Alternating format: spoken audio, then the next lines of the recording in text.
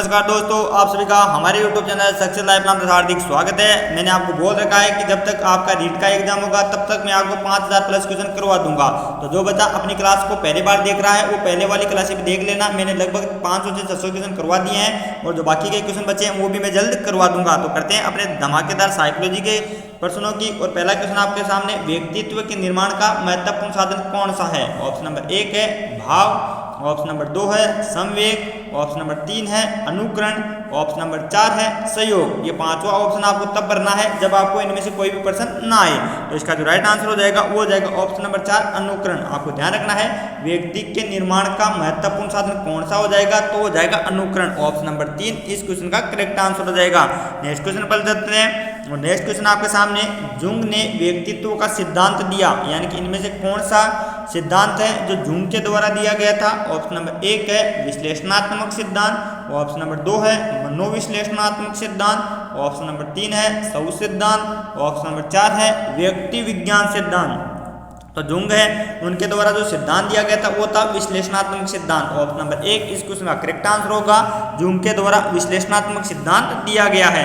अगला क्वेश्चन आ जाता है, बहिर्मुखी व्यक्तित्व की विशेषताएं हैं, इनमें से आपको पहचानना है और बताना है कि कौन सी बहिर्मुखी जो सिद्धांत है उसकी विशेषताएं हो जाएगी। ऑप्शन नंबर 1 है ये लोग अत्यंत सामाजिक होते हैं, ऑप्शन नंबर 2 है आशावादी और क्रियाशील होते हैं, ऑप्शन नंबर 3 है जल्दी ही मित्र बना लेते हैं, ऑप्शन नंबर 4 है उपयुक्त सभी। तो इसका जो राइट आंसर होगा वो होगा ऑप्शन नंबर 4 उपयुक्त सभी। आपको ध्यान रखना है बहिर्मुखी जो व्यक्ति होते हैं वो अत्यंत सामाजिक होते हैं, आशावादी और क्रियाशील होते हैं और जल्दी ही मित्र बना लेते हैं। ऑप्शन नंबर 4 इस क्वेश्चन का करेक्ट आंसर हो जाएगा।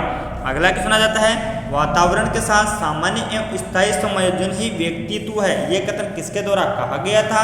ऑप्शन नंबर 1 है आलपोर्ट, ऑप्शन नंबर 2 है वेलेंटाइन, ऑप्शन नंबर 3 है गेट्स, ऑप्शन नंबर 4 है बोरिंग। तो मैं आपको बता दूं कि इसका जो राइट आंसर होगा वो होगा बोरिंग, यानी कि वातावरण के साथ सामान्य एवं स्थायी समायोजन ही व्यक्तित्व है, यह कथन बोरिंग के द्वारा कहा गया था। ऑप्शन नंबर 4 इस क्वेश्चन का करेक्ट आंसर हो जाएगा।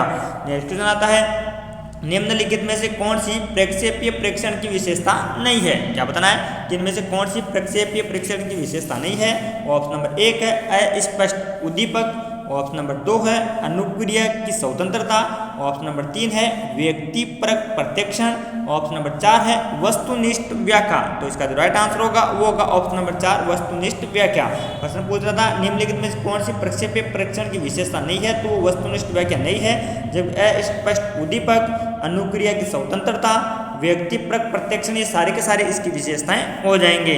अगला क्वेश्चन आ जाता है, विचार, प्रेरणाएं, आवेग व इच्छाएं व्यक्तित्व के किस भाग का निर्माण करती है? इसको इंपॉर्टेंट कर लेना। ऑप्शन नंबर 1 है चेतन, ऑप्शन नंबर 2 है अचेतन, ऑप्शन नंबर 3 है अर्धचेतन, ऑप्शन नंबर 4 है ये सभी। तो इसका जो राइट आंसर होगा वो होगा ऑप्शन नंबर 2 अचेतन। ये सिगमंड फ्राइड के द्वारा दिए गए सिद्धांत हैं।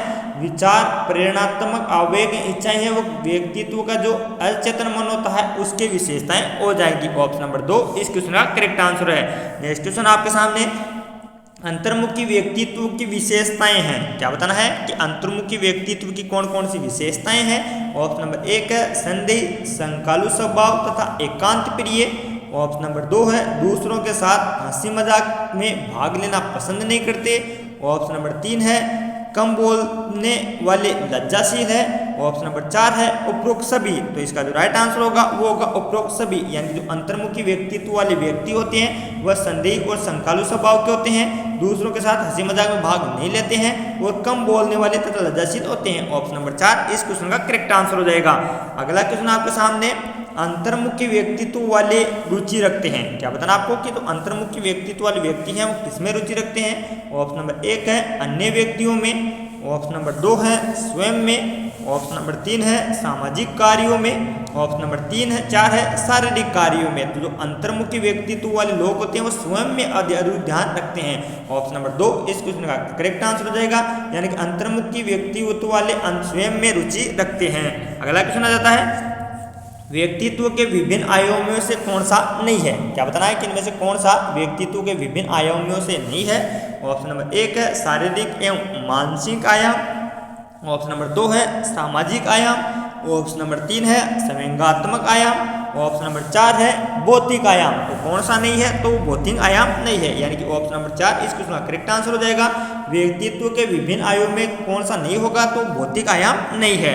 नेक्स्ट क्वेश्चन आ जाता है खेलकूद व शारीरिक कार्यों में कुशल होते हैं। क्या बताना कमेंट करके आपको कि खेलकूद व शारीरिक कार्यों में कौन कुशल होते हैं। ऑप्शन नंबर 1 है मूर्त बुद्धि वाले, ऑप्शन नंबर 2 है अमूर्त बुद्धि वाले, ऑप्शन नंबर 3 है सामाजिक बुद्धि वाले, ऑप्शन नंबर 4 है कोई नहीं। तो इसका जो राइट आंसर हो जाएगा वो हो जाएगा ऑप्शन नंबर 1 मूर्त बुद्धि वाले। खेलकूद व शारीरिक कार्यों में कौन कुशल होते हैं, तो मूर्त बुद्धि वाले होते हैं।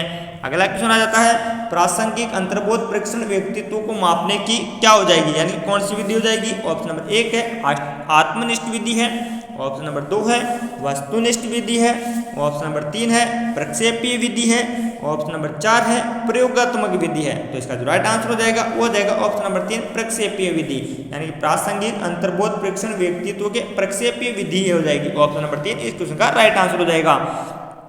अगला क्वेश्चन आपके सामने जिस बालक की बुद्धि लब्धि 70 से कम होती है उसको मंद बुद्धि बालक कहते हैं, ये कथन किसने कहा था। इंपॉर्टेंट कर लेना इस क्वेश्चन को कि जिस बालक की जो बुद्धि लब्धि है वो 70 से कम होती है उसको मंद बुद्धि बालक कहते हैं, ये कथन किसका हो जाएगा।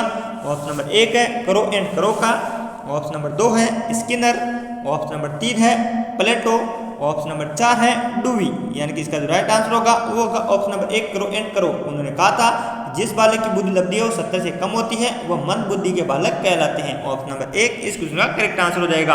अगला क्वेश्चन आ जाता है वस्तुनिष्ठ पद्धतियों में शामिल है, इनमें से कौन सा है जो वस्तुनिष्ठ पद्धतियों में शामिल है।